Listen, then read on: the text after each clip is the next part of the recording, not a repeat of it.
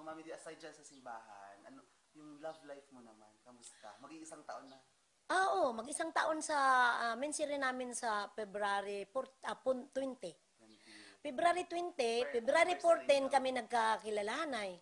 Pero February 20, Nag-break ah, mo siya. kasi makakalungkot. Makakalungkot sa puso ko, pero magpakatatag ako dahil sa Bakit buhay ko. malungkot, Mami D? Wala siya dito eh. Aalis siya ngayon, taon na February nag-alis siya. Sinabi ko nga sa kanya, bakit hindi ka nag-alis sa January? Sa January ba, report, okay kayo mag-alis ka ngayon nga February. Kung tuloy ka nga maka-abroad ka na agad. Hindi pa. Hindi pa siya nakatuloy. Nag-report pa pang-apat na talang report niya. Sabi niya, wala pa akong ano, hindi ako text ng TUC mga kuya ko nga, naka-report na ba ako ng office? Sabi ko, sige, parang dalawa kami walang naisip ba nga ano, na doon siya sa Manila ngayon, sa atin niya, na nag-report siya kahapon. Nag-process siya nung ano. Nag-process na, mag-report siya kung kailan siya maka-ano. Hindi pa gani siya na, hindi pa siya na medical. Pa. Ang medical, anak, bago man mag-alis, no? Bago mag-alis ang medical. Okay, hindi na siya magbalik dito, Mami D. Hindi ko alam. Text lang kami, sabi ko. Pinakasakit talaga sa puso ko ngayon. Noong time, time mo pa nga, Anniversary. first mo ako sinunggod dito sa Jansan, first mo ako kilala, pero, mensirin natin, pero nag-alis ka eh. Masakit talaga sa puso ko eh. So, nagtampo ka sa kanya? Nagtampo ko, hindi ko sinungaling. Kaya makasala ata sa Panginoon. Hindi ko isinungaling ito, basta nagtampo ako sa kanya. Nagtatampo ako. Bahala na ang maano sa akin. Hindi naman kayo nag-break? Wala naman break, pero sabi ko, saan ba kayo sa Valentine's Day? Ako gusto ko, na, pag Valentine's Day, gusto ko magpasyal tayo, mag-dinner-dinner sa labas, outing-outing tayo, magligo ba tayo ng dagat, mag-shopping ba tayo, yung ganun gusto ko. Madami ka sanang plano, Mami D. Dami ako, sabi ko, hindi mo ako masisi talaga kasi babae. Dapat maramdaman ninyo ang feeling ng babae. So siya, ano naman ang sinabi niya nung nagtampo ka? Sabi niya, magkita naman tayo. Iba talaga. Pag magpunta ako ng Manila, mayroon akong trabaho. Hindi ako nakaupo. May shooting ako, hindi pa natapos. Naghintay lang ako ni Diri kung ay lang pizza ang akong pagpunta balik doon. Baka surprisahin ka niya. Hintayin ko sabi ko ng manager ko, sana makaalis na ako mga 18. Hindi baka surprisahin, baka umuwi siya dito agad, hindi mo lang alam. Hindi ka nag-expect. Hindi naman. Pero talagang may may hinanakit. Hindi ko i-deny. Umiyak ka? Hindi ko i-deny, nag-iyak ako palagi.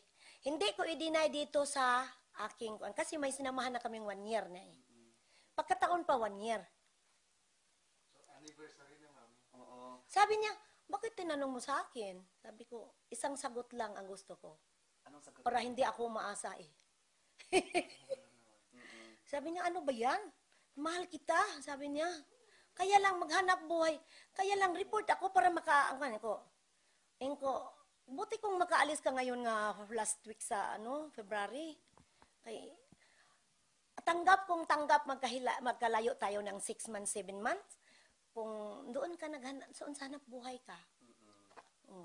Maluwag ba ang buwan nga inibigay ko sa iyo? Pero pagka-time na lang ngayon. Basta nabasa na. niya. Sa, pero iba talaga yung Valentine's Day, no? Iba ang Valentine's Day. Pagkataon pa na, hindi naman. Ay, iba ang Valentine's Day kasi yun pa niya ako nakita. First meet nakita niya ako. Sabi ako ang babae nga hindi nagsunggod-sunggod ng mga lalaki. Ako ang sinunggod mo. Sinunggod mo ako dito eh. Tapos wala ka ngayon. Tapos wala ka ngayon. Sino ang aking dalhin? Sabi ko. Mami Mami, di, hindi ka man hindi ka man nagduda, ay, baka may kadit siya daw iba. Wala mang ganon. Secret! Ay, nagduda ka, Mami, di. Yung totoo.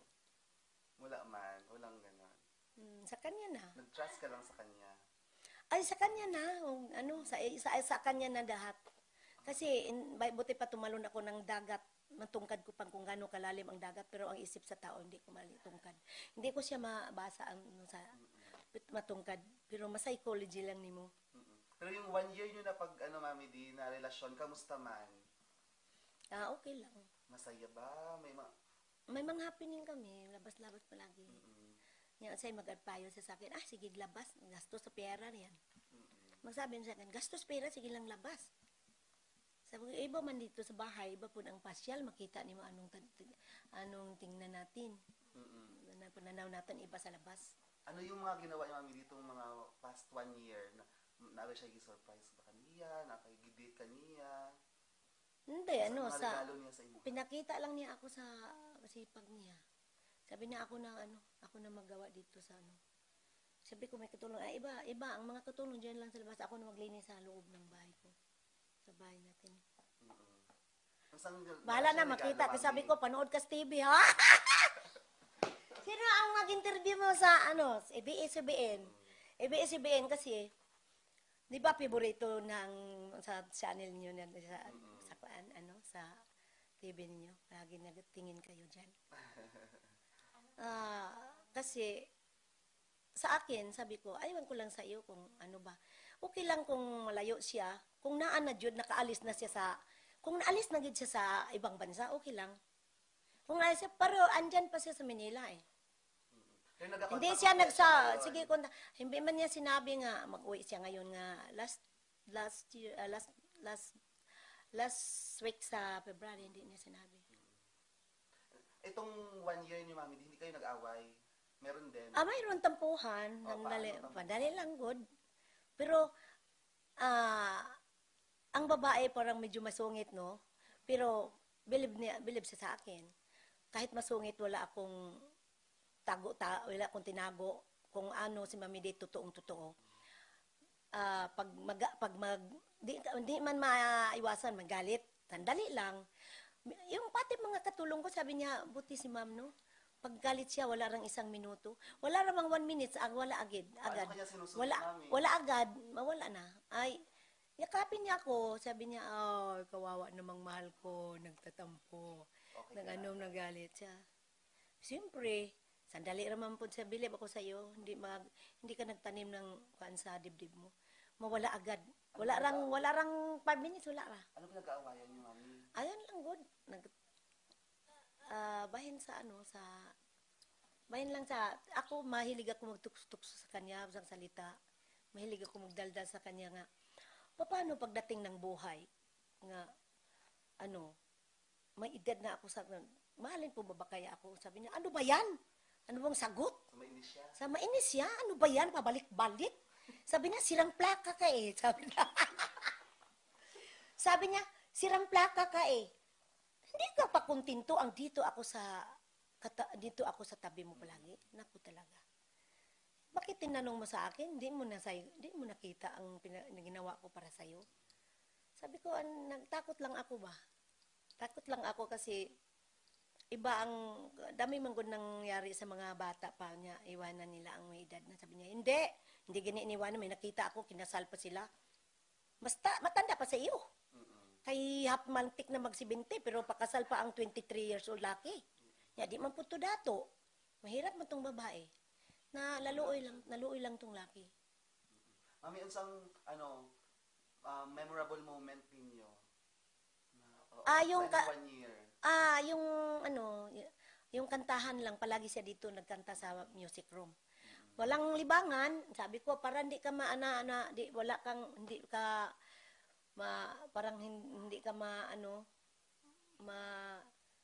born sa isip mo, doon ka sa doon. Sabi ko, pasok ka na lang diyan, magkanta ka. Yan lang ang nami-miss ko sa kanya.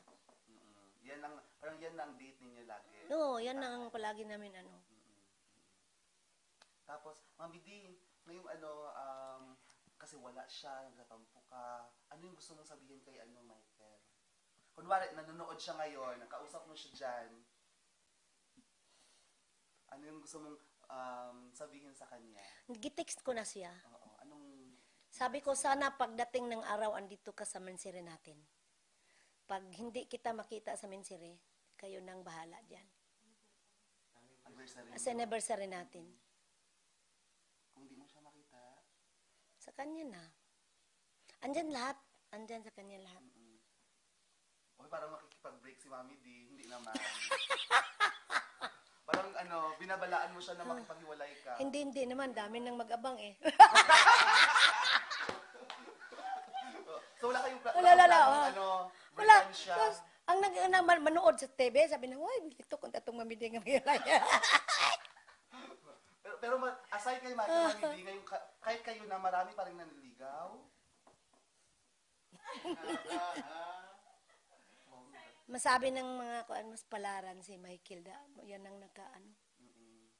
Hindi man matago, hindi man may mga maestro ng ligaw sa akin, nga ulit ako pa, binata pa sila, sobra na 30 edad nila. Hanggang ngayon, Pero wala na, pagkakita nila sa TV nga, kayo na kami na ni Michael, wala na. distansya na.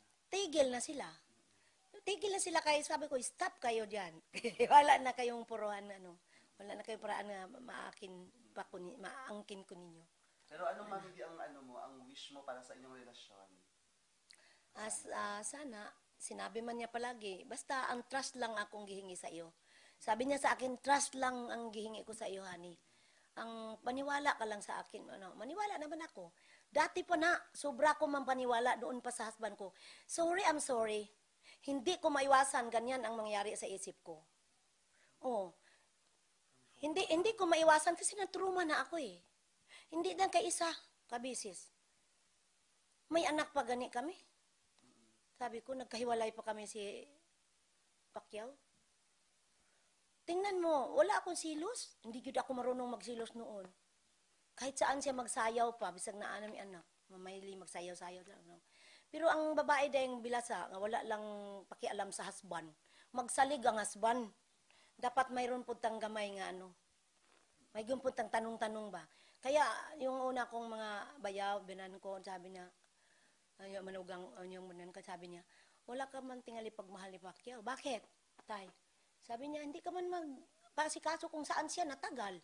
Siya natagal, bakit ang tagal mo nag-uwi? Bakit? Parang hayaan mo lang siya kung saan-saan siya pa. Sabi niya, unya tayo, gawin ko yan, nagulo ang buhay namin sa magulo, magsamok. Kaya ngayon kay Michael. Pero sa kanya, hindi ko itago. Hindi yun ako itago, nagsisilos ko sa iya. Hindi na ko na-i-deny, magalit ang Panginoon. Hindi ko i-deny ang Panginoon na magsilos ko pati pa si tatay gani, mag-advise ako ang nanay na ako diri sa Iloilo, sabi niya, "Day, huwag ka magsilos ng anak ko, kay ikaw lang gid daw ang gimahal niya," sabi niya